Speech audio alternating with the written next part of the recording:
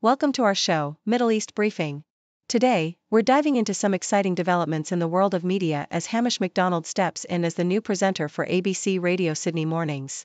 Known for his award-winning journalism and engaging style, Macdonald is set to bring fresh energy to the morning airwaves starting Monday. Joining him in the lineup are Kathryn Robinson, Dom Knight, and Rae Johnston, each bringing their unique flair to the station. In other news, Hong Kong is receiving a significant shot in the arm from Beijing as it reaffirms its status as an international financial hub. With a new liquidity facility and plans to enhance the Bond Connect scheme, Hong Kong is making strides to attract high-quality listings and bolster its capital market. Chief Executive John Lee Ka-chiu is optimistic about positioning Hong Kong as a global gold center amidst ongoing geopolitical tensions. Lastly, a recent study has revealed that microplastics from tea bags can infiltrate human cells, raising concerns about health implications. Researchers found that millions of nanoplastics are released during infusion, and these particles can even reach the cell nucleus. With the potential for chronic exposure to affect our health, this study calls for more investigation into the impact of plastic pollution on our bodies. Please continue watching for more detailed coverage. Australian Broadcasting Corporation, ABC Radio Sydney is set to welcome Hamish Macdonald as the new host of the morning's show starting Monday. Macdonald, an award-winning journalist known for his work on The Project and the Global Roaming podcast, brings a wealth of experience from covering conflicts in Afghanistan, Libya, and Ukraine, as well as uprisings in Egypt and Hong Kong. He expressed excitement about engaging with the vibrant stories of Sydney, particularly from Parramatta Square, and is looking forward to opening the phone lines to listeners. The revamped presenter lineup also includes Kathryn Robinson for Fridays, Dom Knight for The Drive Show, and Rae Johnston for Sunday mornings, promising a dynamic mix of voices and topics for the audience.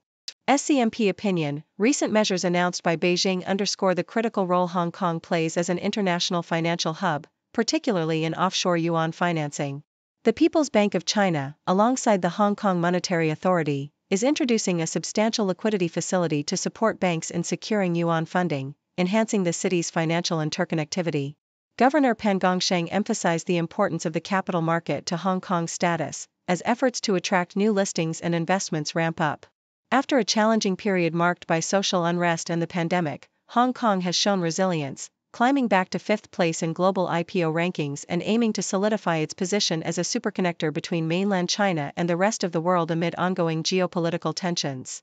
South China Morning Post: a groundbreaking study from scientists in Spain has revealed troubling findings about microplastics in tea bags, suggesting that these pollutants can infiltrate human cells. The research indicates that polymer-based tea bags release millions of microplastics when steeped, which are then absorbed by intestinal cells and can enter the bloodstream. The study highlights the significant role of intestinal mucus in transporting these particles deeper into the body, raising alarms about the potential health risks associated with chronic exposure to microplastics. With prior research linking plastic particles to various health issues, including impacts on brain function and antibiotic efficacy, the findings call for urgent further investigation into the implications of microplastics on human health.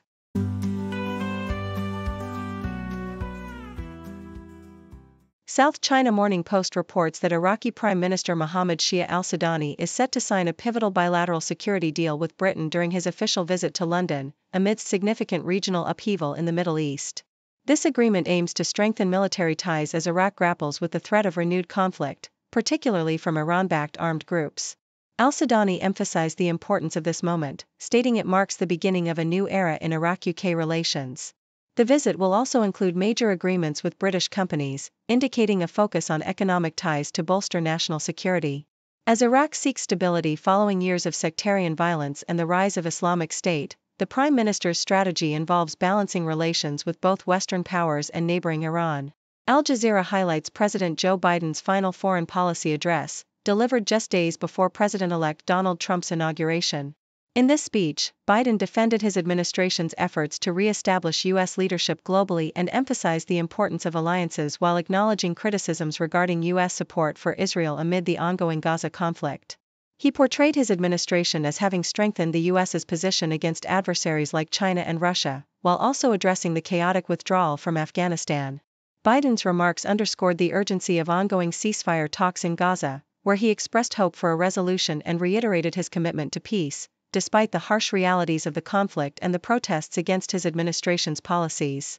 The Independent reports on the progress in negotiations for a ceasefire deal between Israel and Hamas, with President Biden asserting that a resolution is on the brink of fruition.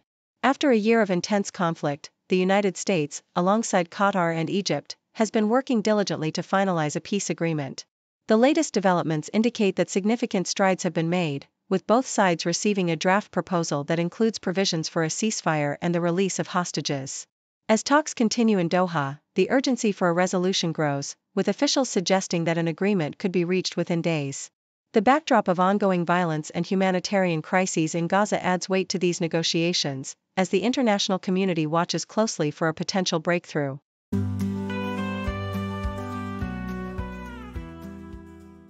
Foreign policy. In his farewell addresses, President Joe Biden asserts that he is leaving the United States in a stronger position than he found it, claiming achievements such as outpacing Europe and maintaining global leadership despite internal divisions.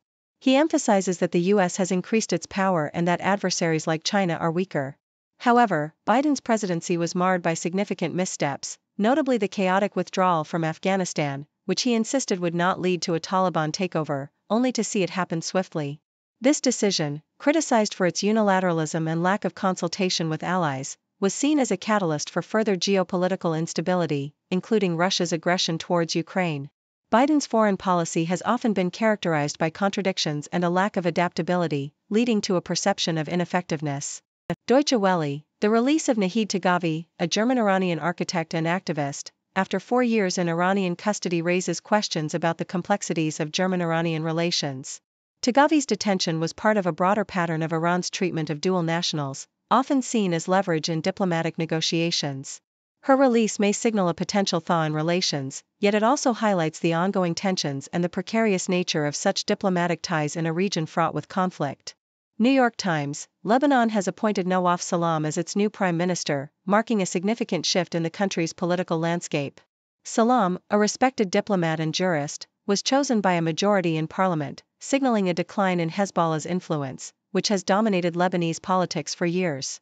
The decision is seen as a response to the recent war with Israel and the subsequent weakening of Hezbollah and its allies, including Iran and Syria. Analysts suggest that this development represents a total collapse of the old modus operandi, indicating a new political reality for Lebanon as it seeks to recover from economic turmoil and the impacts of conflict.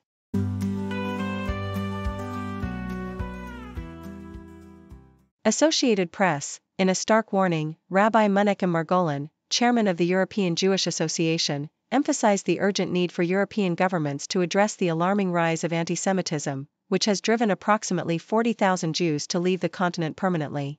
He highlighted a shocking 2,000% increase in anti-Semitic incidents following the Hamas attack on Israel, marking a critical moment for Jewish communities in Europe. Margolin underscored that 2025 could be pivotal in determining their future, urging governments to move beyond mere verbal condemnations and implement robust measures to ensure safety and security for Jewish institutions. He called for a comprehensive approach that includes a code of conduct for protests against Israel, immediate consequences for anti-Semitic actions, and educational programs in schools to combat prejudice. The rabbi noted that anti-Semitism is rising across the political spectrum, fueled by geopolitical tensions and a lack of political will among leaders to confront this issue.